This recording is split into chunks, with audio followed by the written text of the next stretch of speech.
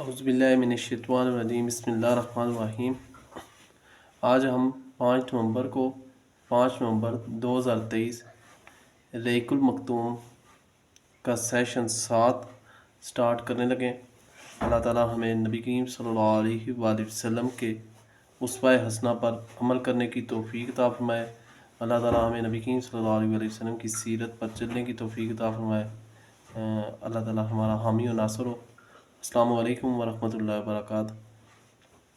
اللہم صلی علی محمد وعلی آل محمد کما صلیت علی ابراہیم وعلی آل ابراہیم انک حمید مجید۔ اللہم بارک علی محمد وعلی آل محمد کما بارکت علی ابراہیم وعلی آل ابراہیم انک حمید مجید۔ آج ہم تبلیغ جو پڑھیں گے وہ چیپٹر تبلیغ کا حکم اور اس کے نقصانات مضمرات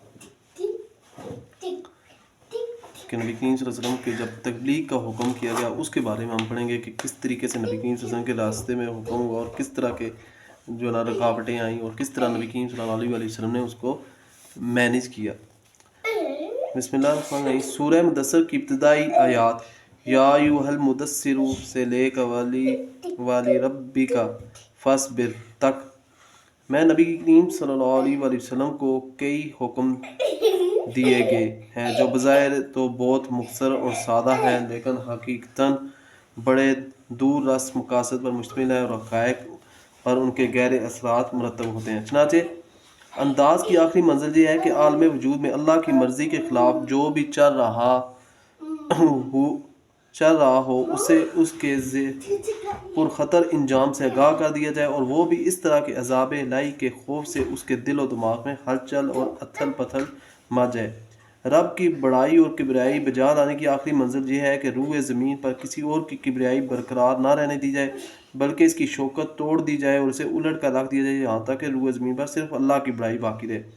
کپڑے کی پاکی اور گندگی سے دوری کی آخری منزل یہ ہے کہ ظاہر و باطن کی پاکی اور تمام شوائب و لواس سے نفس کی صفائی کے سلسلے میں اس حد کمال کو پہنچ جائیں جو اللہ کی رحمت کے گھنے سائے میں اس کی حفاظت اور نگہداشت اور ہدایت و نور کے تحت ممکن ہے، یہاں تک انسانی معاشرے کا ایسا اعلیٰ ترین نمونہ بن جائیں کہ آپ صلی اللہ علیہ وسلم کی طرف تمام قلب سلیم کھینچتے چلے جائیں اور آپ صلی اللہ علیہ وسلم کی ہیبت و عظمت کا احساس تمام کج دلوں کو ہو جائے۔ اس طرح ساری دنیا موافقت یا مخالفت میں آپ صلی اللہ علیہ وسلم کے گرد مرتکز ہو جائے۔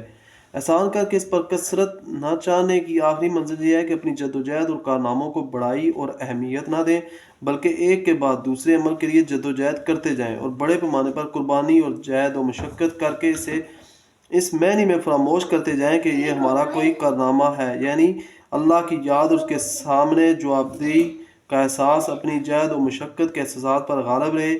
آخری آیت میں اشارہ ہے کہ اللہ کی طرف دعوت کا کام شروع کرنے کے بعد ماندین کی جانب سے مخالفت، استہزاء، ہنسی اور ٹھٹے کی شکلوں میں اظہار ثانی سے لے کر آپ صلی اللہ علیہ وسلم کو اور آپ صلی اللہ علیہ وسلم کے ساتھیوں کو قتل کرنے اور آپ صلی اللہ علیہ وسلم کے گرد جمع ہونے والے اہل ایمان کو نیست نابود کرنے تک کی بھرپور کوششیں ہوں گی اور آپ صلی اللہ علیہ وسلم کو ان سب سے سابقہ پیش آئے گا۔ اس صورت میں آپ صلی اللہ علیہ وسلم کو بڑی پامردی اور پختگی سے صبر کرنا ہوگا، وہ بھی اس لیے نہیں کہ اس صبر کے بدلے کسی حظ نفسانی کے حصول کی توقع ہو بلکہ محض اپنے رب کی مرضی اور اس کے دین کی سربلندی کے لیے۔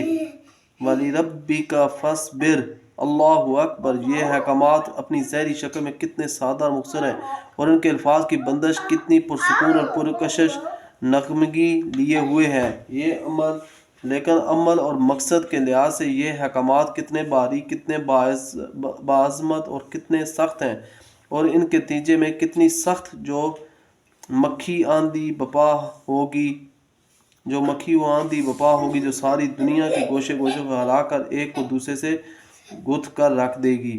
انہی مذکورہ آیات میں دعوت و تبلیغ کا مواد بھی موجود ہے۔ انذار کا مطلب ہی یہ ہے کہ بنی آدم کے کچھ اعمال ایسے ہیں جن کا انجام برا ہے اور یہ سب کو معلوم ہے کہ اس دنیا میں لوگوں کو نہ تو ان کے سارے اعمال کا بدلہ دیا جاتا ہے اور نہ دیا جا سکتا ہے۔ اس لیے انداز کا ایک تقاضا یہ بھی ہے کہ دنیا کے دنوں کے علاوہ ایک دن ایسا بھی ہونا چاہیے جس میں ہر عمل کا پورا اور ٹھیک ٹھاک بدلہ دیا جا سکے۔ یہی قیامت کا دن، جزا کا دن اور بدلے کا دن ہے۔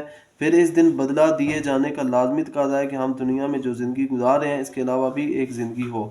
بقیہ آیات میں بندوں سے مطالبہ کیا گیا کہ وہ توحید خالص اختیار کریں، اپنے سارے معاملات اللہ کو سونپ دیں اور اللہ کی مرضی پر نفس کی خواہش اور لوگوں کی مرضی کو ترجیح دیں۔ اس طرح دعوت و تبلیغ کے مواد کا خلاصہ یہ ہوا: توحید، الف توحید، بے یوم آخرت پر ایمان، جیم تزکیہ نفس کا اہتمام یعنی انجام بد تک لے جانے والے گندے اور فحش کاموں سے پرہیز، اور فضائل و کمالات و اعمال خیر پر کاربند ہونے کی کوشش، اپنے سارے معاملات اللہ کی خواگی اور سپردگی۔ پھر اس سلسلے کی آخری کڑی ہے کہ یہ سب کچھ نبی کریم صلی اللہ علیہ وسلم کی رسالت پر ایمان لا کر آپ صلی اللہ علیہ وسلم کی باعظمت قیادت اور رشد و ہدایت سے لبریز فرمودات کی روشنی میں انجام دیا جائے۔ پھر ان آیات کا مطلع اللہ بزرگ و برتر کی آواز میں ایک آسمانی ندا پر مشتمل ہے، جس میں نبی کریم صلی اللہ علیہ وسلم کو اس عظیم اور جلیل کام کے لیے اٹھنے اور نیند کی چادر پوشی اور بستر کی گرمی سے نکل کر جہاد و کفا اور سعی و مشقت کے میدان میں آنے کے لیے کہا گیا ہے: یا ایھا المدثر قم فانذر، ہے چادر پوش اٹھ اور ڈرا۔ گویا یہ کہا جا رہا ہے کہ جسے اپنے لیے جینا ہے وہ تو راحت کی زندگی گزار سکتا ہے، لیکن آپ صلی اللہ علیہ وسلم جو اس زبردست بوجھ کو اٹھا رہے ہیں تو آپ صلی اللہ علیہ وسلم کو نیند سے کیا تعلق، آپ صلی اللہ علیہ وسلم کو راحت سے کیا سروکار، آپ صلی اللہ علیہ وسلم کو گرم بستر سے کیا مطلب، پرسکون زندگی سے کیا نسبت، راحت و بخش و ساز و سامان سے کیا واسطہ۔ آپ صلی اللہ علیہ وسلم اٹھ جائیے اس کار عظیم کے لیے جو آپ صلی اللہ علیہ وسلم کا منتظر ہے، اس بارے گراں کے لیے جو آپ صلی اللہ علیہ وسلم کی خاطر تیار ہے۔ اٹھ جائیے جہد و مشقت کے لیے، تکان اور محنت کے لیے اٹھ جائیے کہ اب نیند اور راحت کا وقت گزر چکا، اب آج سے پیم بیداری ہے اور طویل و پرمشقت جہاد ہے۔ اٹھ جائیے اور اس کام کے لیے مستعد اور تیار ہو جائیے۔ یہ بڑا عظیم اور پرہیبت کلمہ ہے۔ اس نے نبی کریم صلی اللہ علیہ وسلم کو پرسکون گرم آغوش اور نرم بستر سے کھینچ کر تند طوفانوں اور تیز جھکڑوں کے درمیان اتھاہ سمندر میں پھینک دیا اور لوگوں کے ضمیر اور زندگی کے حقائق کی کشاکش کے درمیان لا کھڑا کر دیا۔ پھر رسول اللہ صلی اللہ علیہ وسلم اٹھ گئے اور 20 سال سے زیادہ عرصے تک اٹھے رہے۔ راحت و سکون تاج دیا، زندگی کی اپنے لیے اور اہل و عیال کے لیے نہ رہی۔ آپ صلی اللہ علیہ وسلم اٹھے تو اٹھے ہی رہے، کام اللہ کی طرف دعوت دینا تھا۔ آپ صلی اللہ علیہ وسلم نے یہ کمر توڑ بار گراں اپنے شانے پر کسی دباؤ کے بغیر اٹھا لیا۔ یہ بوجھ تھا اس روئے زمین پر امانت کبریٰ کا بوجھ، ساری انسانیت کا بوجھ، سارے عقیدے کا بوجھ اور مختلف میدانوں میں جہاد اور دفاع کا بوجھ۔ آپ صلی اللہ علیہ وسلم نے 20 سال سے زیادہ عرصے تک پہم اور ہمہ گیر مارکہ آرائی میں زندگی بسر کی، اور اس پورے عرصے میں یعنی جب سے آپ صلی اللہ علیہ وسلم نے وہ آسمانی ندائے جلیل سنی اور یہ گراں بار ذمہ داری پائی، آپ صلی اللہ علیہ وسلم کو کوئی ایک حالت کسی دوسری حالت سے غافل نہ کر سکی۔ اللہ آپ صلی اللہ علیہ وسلم کو ہماری طرف سے اور ساری انسانیت کی طرف سے بہترین جزا دے۔ اگلے صفحات رسول اللہ صلی اللہ علیہ وسلم کے اسی طویل اور پرمشقت جہاد کا ایک مختصر سا خاکہ ہے۔ دعوت کے ادوار و مراحل۔ ہم نبی کریم صلی اللہ علیہ وسلم کی پیغمبرانہ زندگی کو 2 حصوں میں تقسیم کر سکتے ہیں جو ایک دوسرے سے مکمل طور پر نمایاں اور ممتاز تھے۔ وہ دونوں سے یہ ہیں: مکی زندگی تقریباً 13 سال، مدنی زندگی 10 سال۔ پھر ان میں سے ایک ہر حصہ کئی مرحلوں پر مشتمل ہے اور یہ مرحلے بھی اپنی خصوصیت کے اعتبار سے ایک دوسرے سے مختلف اور ممتاز ہیں۔ اس کا اندازہ آپ صلی اللہ علیہ وسلم کی پیغمبرانہ زندگی کے دونوں حصوں میں پیش آنے والے مختلف حالات کا گہرائی سے جائزہ لینے کے بعد ہو سکتا ہے۔ مکی زندگی 3 مرحلوں پر مشتمل ہے۔ پس پردہ دعوت کا مرحلہ 3 برس، اہل مکہ میں کھلم کھلا دعوت و تبلیغ کا مرحلہ 4 سال نبوت کے آغاز سے 10ویں سال کے آخر تک، مکہ کے باہر اسلام کی دعوت کی مقبولیت اور پھیلاؤ کا مرحلہ 10ویں سال نبوت کے آخر سے ہجرت سے مدینہ تک۔ مدنی زندگی کے مراحل کی تفصیل اپنی جگہ آ رہی ہے۔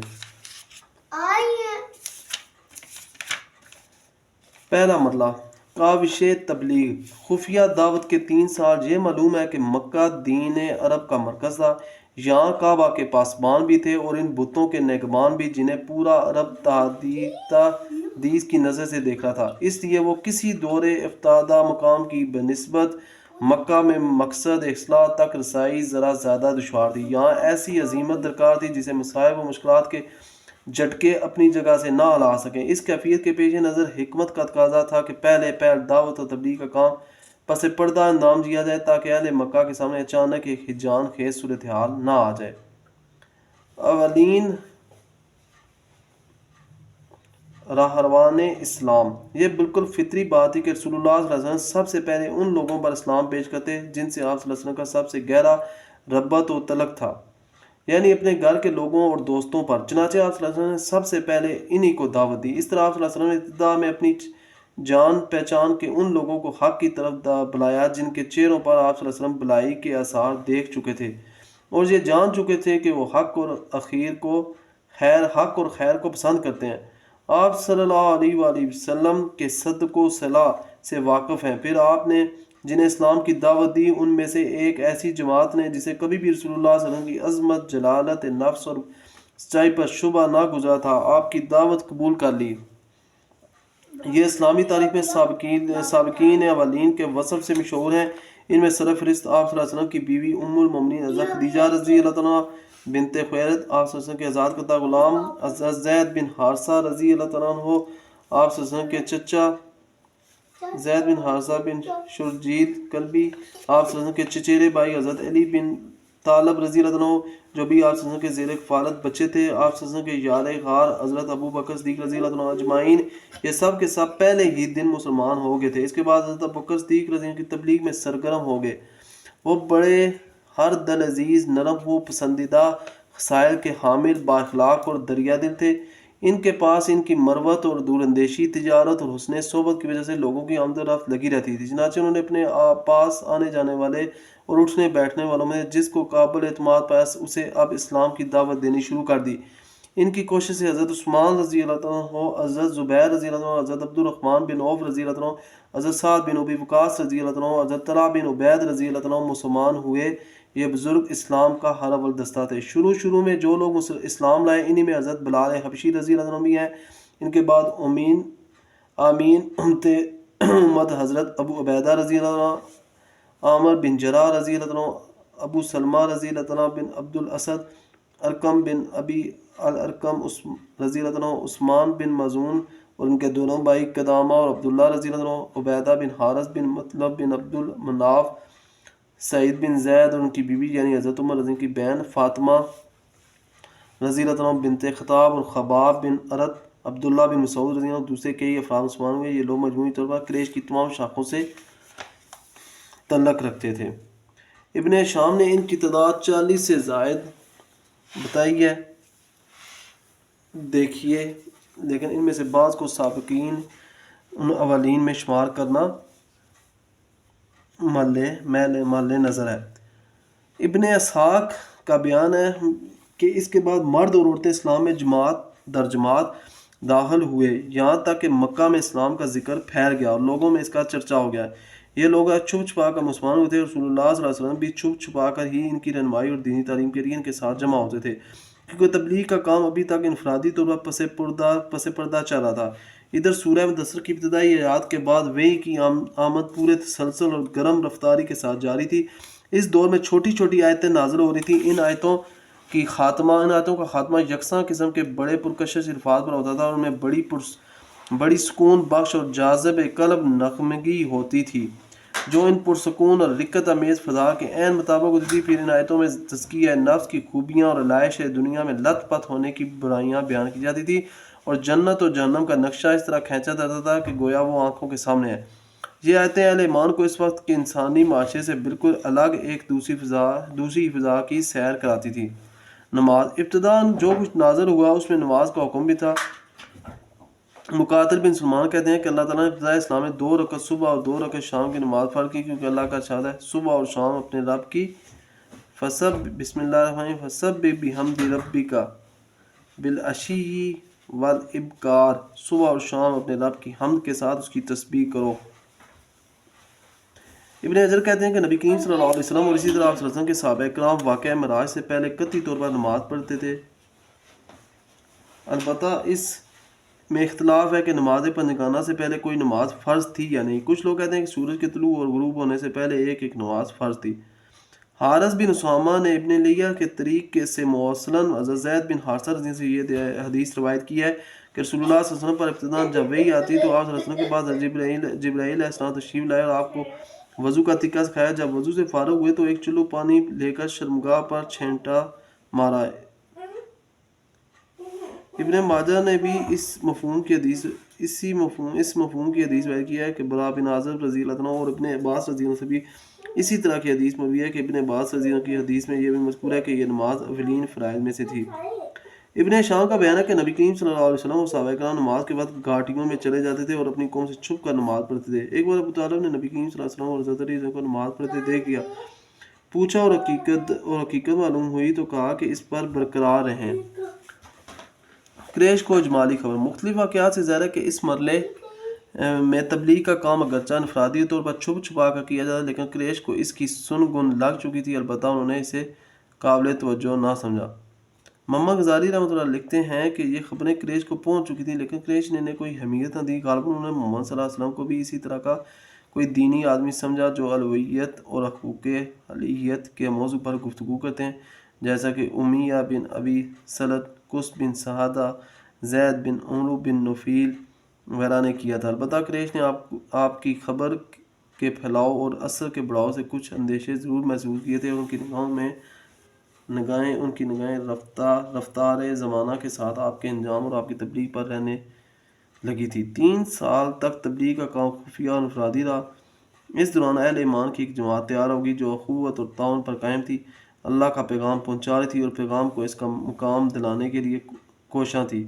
اس کے بعد وحی الہی نازل ہوئی اور رسول اللہ صلی اللہ علیہ وسلم کو مکلف کیا گیا کہ اپنی قوم کو کھلم کھلا دین کی دعوت دیں، ان کے باطل سے ٹکرائیں اور ان کے بتوں کی حقیقت باشکاف کریں۔ کھلی تبلیغ۔ دوسرا مرحلہ، اظہار دعوت کا پہلا حکم۔ اس بارے میں سب سے پہلے اللہ تعالیٰ کا یہ قول نازل ہوا، وَأَنذِرْ عَشِيرَتَكَ الْأَقْرَبِينَ۔ آپ صلی اللہ علیہ وسلم اپنے نزدیک ترین قرابتداروں کو عذاب الہی سے ڈرائیے۔ یہ سورہ شعراء کی آیت ہے اور اس سورت میں سب سے پہلے حضرت موسیٰ علیہ السلام کا واقعہ بیان کیا گیا، یعنی یہ بتایا گیا کہ کس طرح حضرت موسیٰ علیہ السلام کی نبوت کا آغاز ہوا۔ پھر آخر میں انہوں نے بنی اسرائیل سمیت ہجرت کر کے فرعون اور قوم فرعون سے نجات پائی اور فرعون اور آل فرعون کو غرق کیا۔ بلفظ دیگر یہ تذکرہ ان تمام مراحل پر مشتمل ہے جن سے حضرت موسیٰ علیہ السلام فرعون اور قوم فرعون کو اللہ کے دین کی دعوت دیتے ہوئے گزرے تھے۔ میرا خیال ہے کہ جب رسول اللہ صلی اللہ علیہ وسلم کو اپنی قوم کے اندر کھل کر تبلیغ کرنے کا حکم دیا گیا تو اس میں قبر حضرت موسیٰ علیہ السلام کے واقعے کی یہ تفصیل اس لیے بیان کر دی گئی تاکہ کھلم کھلا دعوت دینے کے بعد جس طرح کی تکذیب اور ظلم اور زیادتی سے سابقہ پیش آنے والا تھا، اس کا ایک نمونہ آپ صلی اللہ علیہ وسلم اور صحابہ کرام کے سامنے موجود ہے۔ دوسری طرف اس صورت میں پیغمبروں کو جھٹلانے والی اقوام مثلا فرعون اور قوم فرعون کے علاوہ قوم نوح، عاد، ثمود، قوم ابراہیم، قوم لوط اور اصحاب الایکہ کے انجام کا ذکر ہے۔ اس کا مقصد غالباً یہ ہے کہ جو لوگ آپ کو جھٹلائیں انہیں معلوم ہو جائے کہ تکذیب پر اصرار کی صورت میں ان کا انجام کیا ہونے والا ہے، وہ اللہ تعالیٰ کی طرف سے کس قسم کے مواخذے سے دوچار ہوں گے۔ نیز اہل ایمان کو معلوم ہو جائے کہ اچھا انجام انہی کا ہوگا، جھٹلانے والوں کا نہیں۔ قرابتداروں میں تبلیغ۔ بہرحال اس آیت کے نزول کے بعد نبی کریم صلی اللہ علیہ وسلم نے پہلا کام یہ کیا کہ بنی ہاشم کو جمع کیا۔ ان کے ساتھ بنی مطلب بن عبد المناف کی بھی ایک جماعت تھی، کل 45 آدمی تھے، لیکن ابو لہب نے بات لپک لی اور بولا، دیکھو یہ تمہارے چچا اور چچیرے بھائی ہیں، بات کرو لیکن نادانی چھوڑ دو اور یہ سمجھ لو کہ تمہارا خاندان سارے عرب سے مقابلے کی تاب نہیں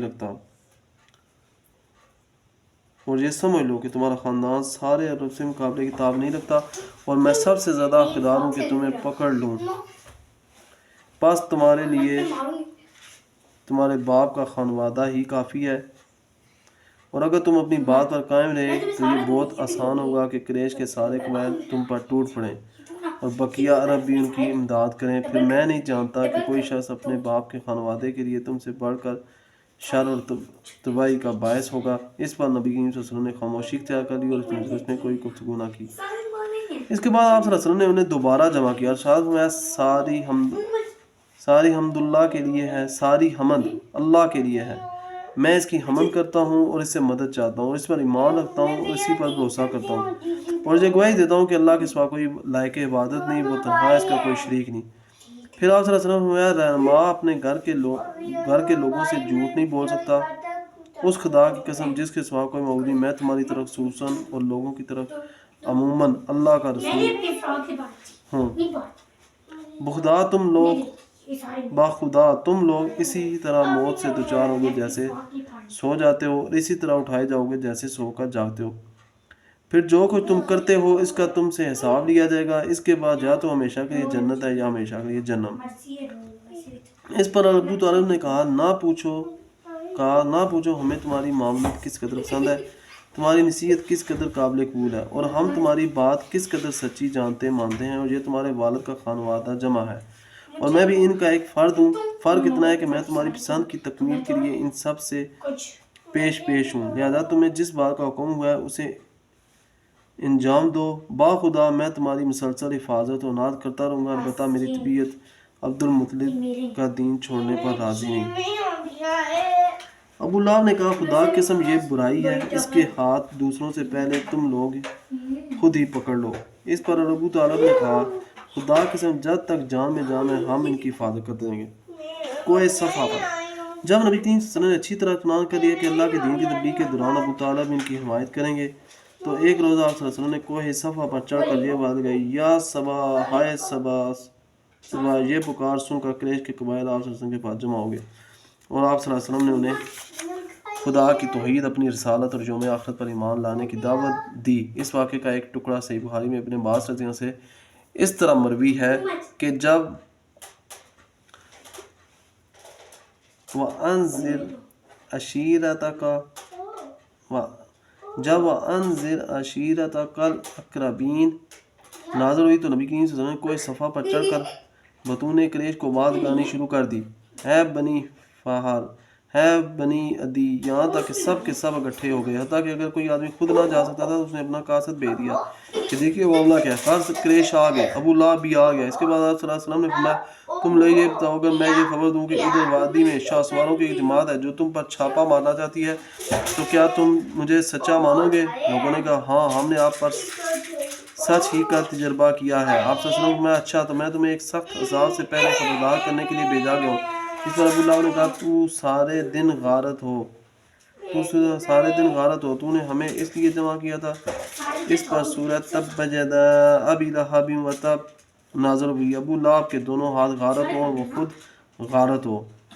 اس واقعے کا ایک اور ٹکڑا امام مسلم نے اپنی صحیح میں ابو ہریرہ رضی اللہ عنہ سے روایت کیا، وہ کہتے ہیں جب آیت وَأَنذِرْ عَشِيرَتَكَ الْأَقْرَبِينَ نازل ہوئی تو رسول اللہ صلی اللہ علیہ وسلم نے پکار لگائی۔ یہ پکار عام بھی تھی اور خاص بھی۔ آپ صلی اللہ علیہ وسلم نے کہا ہے جماعت قریش اپنے آپ کو جہنم سے بچاؤ، ہے بنی کعب اپنے آپ کو جہنم سے بچاؤ، ہے محمد کی بیٹی فاطمہ اپنے آپ کو جہنم سے بچاؤ، کیونکہ میں تم لوگوں کو اللہ کی گرفت سے بچانے کچھ بھی اختیار نہیں رکھتا، البتہ تم لوگوں نے نسب قرابت کے تعلقات ہیں جنہیں میں باقی اور تر و تازہ رکھنے کی کوشش کروں گا۔ یہ بانگ درا غایت و تبلیغ تھی۔ رسول اللہ صلی اللہ علیہ وسلم نے قریب ترین لوگوں پر واضح کر دیا تھا کہ اب اس رسالت کی تصدیق ہی پر تعلقات موقوف ہیں اور جس نسلی اور قبائلی حسیبت پر عرب قائم ہے وہ اس خدائی انداز کی حرارت میں پگھل کر ختم ہو چکی۔ حق کا واشگاہ اعلان اور مشکین کا رد عمل۔ اس آواز کی گونج ابھی مکے کے اطراف میں سنائی ہی دے رہی تھی کہ اللہ تعالیٰ کا ایک حکم نازل ہوا، بسم اللہ فاصدع بما تؤمر وأعرض عن المشرکین۔ آپ کو جو حکم ملا ہے اسے کھول کر بیان کر دیے، مشرکین سے رخ پھیر لیجیے۔ اس کے بعد رسول اللہ صلی اللہ علیہ وسلم نے شرک کے خرافات اباطیل کا پردہ چاک کرنا اور بتوں کی حقیقت اور قدر و قیمت کو واشگاف کرنا شروع کر دیا۔ آپ مثالیں دے دے کر سمجھاتے کہ یہ کس قدر عاجز و ناکارہ ہیں اور دلائل سے واضح فرماتے کہ جو شخص انہیں پوجتا ہے، ان کو اپنے اور اللہ کے درمیان وسیلہ بناتا ہے، وہ کس قدر کھلی ہوئی گمراہی میں ہے۔ مکہ ایک ایسی آواز سن کر جس میں مشرکین اور بت پرستوں کو گمراہ کہا گیا تھا احساس غضب سے پھٹ پڑا اور شدید غم و غصے سے پیچ و تاب کھانے لگا، گویا بجلی کا کڑکا تھا جس نے پرسکون فضا کو ہلاک کر رکھ دیا تھا، اس لیے قریش اس اچانک پھٹ پڑنے والے انقلاب کی جڑ کاٹنے کے لیے اٹھ کھڑے ہوئے اور کہ اس سے پشتینی رسم و رواج کا صفایا ہوا چاہتا تھا۔ قریش اٹھ پڑے کیونکہ وہ جانتے تھے کہ غیر اللہ کی الوہیت کے انکار اور رسالت و آخرت پر ایمان لانے کا مطلب یہ ہے کہ اپنے آپ کو مکمل طور پر اس رسالت کے حوالے کر دیا جائے، اس کی بے چوں چوا اطاعت کی جائے، یعنی اس طرح کے دور تو درکنار خود اپنی جان اور اپنے مال تک کے بارے میں کوئی اختیار نہ رہے۔ اس کے معنی یہ تھے کہ مکہ والوں کو دینی رنگ میں اہل عرب پر جو بڑائی اور سرداری حاصل تھی اس کا صفایا ہو جائے گا، اور اللہ اور اس کے رسول کی مرضی کے مقابل میں انہیں اپنی مرضی پر عمل پیرا ہونے کا اختیار نہ رہے گا، یعنی نچلے طبقے پر انہوں نے جو مظالم روا رکھے تھے اور صبح شام جن برائیوں میں لت پت رہتے تھے ان سے دستکش ہوتے ہی بنے گی، یعنی ان کو ان سے کنارہ کشی رکنا پڑے گا، کنارہ کشی کرنی پڑے گی۔ قریش اس مطلب کو اچھی طرح سمجھ رہے تھے کہ اس لیے ان کی طبیعت اس رسوا کن پوزیشن کو قبول کرنے کے لیے تیار نہیں تھی، لیکن کسی شرف اور خیر کے پیش نظر نہیں، بل یرید الانسان لیفجر امامہ، بلکہ اس لیے کہ انسان چاہتا ہے کہ آئندہ بھی برائی کرتا رہے۔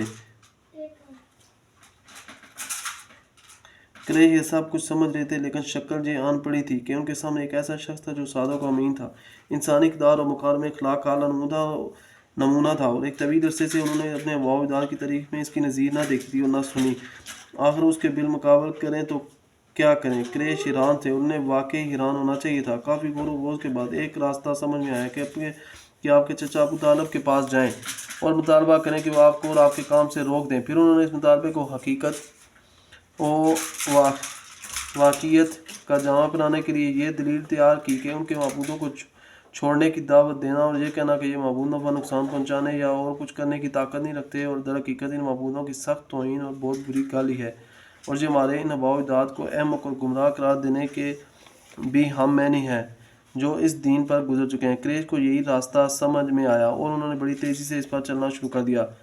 قریش ابو طالب کی خدمت میں۔ ابن اسحاق کہتے ہیں کہ اشرافیہ قریش سے چند آدمی ابو طالب کے پاس گئے اور بولے، اے ابو طالب، آپ کے بھتیجے نے ہمارے خداؤں کو برا بھلا کہا ہے، ہمارے دین کی عیب چینی کی ہے، ہماری عقلوں کو حماقت زدہ کہا ہے اور ہمارے باپ دادا کو گمراہ قرار دیا ہے، لہذا یا تو آپ انہیں اس سے روک دیں یا ہمارے اور ان کے درمیان سے ہٹ جائیں، کیونکہ آپ بھی ہماری ہی طرح ان سے مختلف دین پر ہیں، ہم ان کے معاملے میں آپ کے لیے بھی کافی رہیں گے۔ اس کے جواب میں ابو طالب نے نرم بات کہی اور رازدارانہ لب و لہجہ اختیار کیا، چنانچہ وہ واپس چلے گئے، اور رسول اللہ صلی اللہ علیہ وسلم اپنے سابقہ طریقے پر رواں دواں رہتے ہوئے اللہ کا دین پھیلانے اور اس کی تبلیغ کرنے میں مصروف رہے۔ حجاج کو روکنے کے لیے مجلس شورا۔ انہی دنوں قریش کے سامنے ایک اور مشکل آن کھڑی ہوئی، یعنی ابھی کھلم کھلا تبلیغ پر چند ہی مہینے گزرے تھے کہ موسم حج قریب آ گیا۔ قریش کو معلوم تھا کہ اب عرب کے وفود کی آمد شروع ہو گئی ہے، اس لیے وہ ضروری سمجھتے تھے کہ نبی کریم صلی اللہ علیہ وسلم کے متعلق کوئی ایسی بات کہیں کہ جس کی وجہ سے اہل عرب کے دلوں پر آپ صلی اللہ علیہ وسلم کی تبلیغ کا اثر نہ ہو۔ چنانچہ وہ اس بات پر گفت و شنید کے لیے ولید بن مغیرہ کے پاس گٹھے ہوئے۔ ولید نے کہا، اس بارے میں تم سب لوگ ایک رائے اختیار کر لو، تم میں باہم کوئی اختلاف نہیں ہونا چاہیے کہ خود تمہارا ہی ایک آدمی دوسرے آدمی کی تکذیب کر دے اور ایک کی بات دوسرے کی بات کو کاٹ دے۔ لوگوں نے کہا، آپ ہی کہیے۔ اس نے کہا نہیں، تم لوگ کہو، میں سنوں گا۔ اس پر چند لوگوں نے کہا، ہم کہیں گے وہ کاہن ہے۔ ولید نے کہا، نہیں، وہ بخدا وہ کاہن نہیں ہے، ہم نے باخدا وہ کاہن نہیں ہے، ہم نے کاہنوں کو دیکھا، اس شخص کے اندر نہ کاہنوں جیسی گنگناہٹ ہے، نہ اس کے جیسی کافیہ گوئی ہے اور تک بندی۔ اس پر لوگوں نے کہا، تب ہم کہیں گے کہ وہ پاگل ہے۔ ولید نے کہا، نہیں، وہ پاگل نہیں ہے، پاگل بھی نہیں، ہم نے پاگل بھی دیکھے ہیں اور ان کی کیفیت بھی، اس شخص کے اندر نہ پاگلوں جیسی دم گھٹنے کی کیفیت اور الٹی سیدھی حرکتیں ہیں اور نہ ان کے جیسی بیکی باتیں۔ لوگوں نے کہا، تب ہم کہیں گے وہ شاعر ہے۔ ولید نے کہا، وہ شاعر بھی نہیں، ہمیں رجز، حجز، کریز، مقبوض، مبسوط سارے ہی احناف سخن معلوم ہے، اس کی بات بہرحال شعر نہیں ہے۔ لوگوں نے کہا، تب ہم کہیں گے کہ وہ جادوگر ہے۔ ولید نے کہا، یہ شخص جادوگر بھی نہیں ہے، ہم نے جادوگر اور ان کا جادو بھی دیکھا ہے، یہ شخص نہ تو ان کی طرح جھاڑ پھونک کرتا ہے نہ کرا لگاتا ہے۔ لوگوں نے کہا، تب ہم کیا کہیں گے؟ ولید نے کہا، خدا قسم، اس کی بات بڑی شیریں ہے، اس کی جڑ پائیدار ہے، اس کی شاخ پھلدار ہے، تم جو بات بھی کہو گے لوگ اسے باطل سمجھیں گے، البتہ اس کے بارے میں سب سے مناسب بات یہ کہہ سکتے ہیں کہ وہ جادوگر ہے، اس نے ایسا کلام پیش کیا جو جادو ہے، اس سے باپ بیٹے، بھائی بھائی، شوہر بیوی اور کنبے قبیلے میں پھوٹ پڑ جاتی ہے۔ بالآخر لوگ اس تجویز منتقل کر وہاں سے رخصت ہوئے۔ بعض روایات میں یہ تفسیر بھی مذکور ہے کہ جب ولید نے لوگوں کی ساری تجویزیں رد کر دی تو لوگوں نے کہا پھر آپ اپنی بیداغ رائے پیش کیجیے۔ اس پر ولید نے کہا ذرا سوچ لینے دو۔ اس کے بعد وہ سوچتا رہا یہاں تک کہ اپنی مذکورہ بالا رائے ظاہر کی۔ اس معاملے میں ولید کے متعلق سورہ مدثر کی 16 آیات نازل ہوئی، جن میں سے چند آیات کے اندر اس کے سوچنے کی کیفیت کا نقشہ بھی کھینچا گیا۔ چنانچہ ارشاد ہوا ترجمہ اس نے سوچا اور اندازہ لگایا وہ غارت ہو، اس نے کیسا اندازہ لگایا، پھر غارت ہو، اس نے کیسا اندازہ لگایا، پھر نظر دلائی، پھر پیشانی سکڑی اور منہ بسورا، پھر پلٹا اور تکبر کی، آخر کار کہا کہ یہ نرالا جادو ہے جو پہلے سے نقل ہوتا آ رہا ہے، یہ محض انسان کا کلام ہے۔ بہرحال یہ قرار طے پا چکی کہ اسے جامع عمل بنانے کی کارروائی شروع کریں۔ کچھ کفار مکہ عازمین حج کے مختلف راستوں پر بیٹھ کر وہاں سے ہر گزرنے والے کو آپ صلی اللہ علیہ وسلم کے خطرے سے آگاہ کرتے ہوئے آپ صلی اللہ علیہ وسلم کے متعلق تفصیلات بتانے لگے۔ اس کام میں سب سے زیادہ پیش ابو لہب تھا۔ وہ حج کے ایام میں لوگوں کے ڈیروں، رکاز، مجنہ اور ذوالمجاز کے بازاروں میں آپ صلی اللہ علیہ وسلم کے پیچھے لگا رہتا۔ آپ صلی اللہ علیہ وسلم اللہ کے دین کی تبلیغ کرتے، ابو لہب پیچھے یہ کہتا کہ اس کی بات نہ ہونا، یہ جھوٹا بددین ہے۔ اس دوڑ دھوپ کا نتیجہ یہ ہوا کہ لوگ اس حج سے اپنے گھروں کو واپس ہوئے تو ان کے علم میں یہ بات آ چکی تھی کہ آپ صلی اللہ علیہ وسلم نے دعویٰ نبوت کیا، اور یوں ان کے ذریعے پورے دیار ارض میں آپ صلی اللہ علیہ وسلم کا چرچا پھیل گیا۔ معاذ رائے کے مختلف انداز۔ جب قریش نے دیکھا کہ محمد صلی اللہ علیہ وسلم کو تبلیغ دین سے روکنے کی حکمت کارگر نہیں ہو رہی تو ایک بار پھر انہوں نے غور و خوض کیا اور آپ صلی اللہ علیہ وسلم کی دعوت کو قلعہ کما کرنے کے لیے مختلف طریقے اختیار کیے، جن کا خلاصہ یہ ہے: ہنسی، ٹھٹھا، تحقیر، استہزاء اور تکذیب۔ اس کا مقصد یہ تھا کہ مسلمانوں کو بددل کر کے ان کے حوصلے توڑ دیے جائیں۔ اس کے لیے مشرکین نے نبی کریم صلی اللہ علیہ وسلم کو نعروں، نتواں اور بیہودہ گالیوں کا نشانہ بنایا، چنانچہ وہ کبھی آپ صلی اللہ علیہ وسلم کو پاگل کہتے جیسا کہ شاید وہ کفار نے کہا کہ اے وہ شخص جس پر قرآن نازل ہوا وہ یقیناً پاگل ہے، کبھی آپ صلی اللہ علیہ وسلم کا جادوگر اور جھوٹے الزام انہیں کا لگاتے ہیں۔ چنانچہ ارشاد ہے جس ترجمہ انہیں حیرت ہے کہ خود انہی میں سے ایک ڈرانے والا آیا اور کافرین کہتے ہیں کہ یہ جادوگر ایسے جھوٹا ہے۔ یہ کفار آپ صلی اللہ علیہ وسلم کے آگے پیچھے پرغضب، منتقمانہ نگاہوں اور بڑکتے ہوئے جذبات کے ساتھ چلتے تھے۔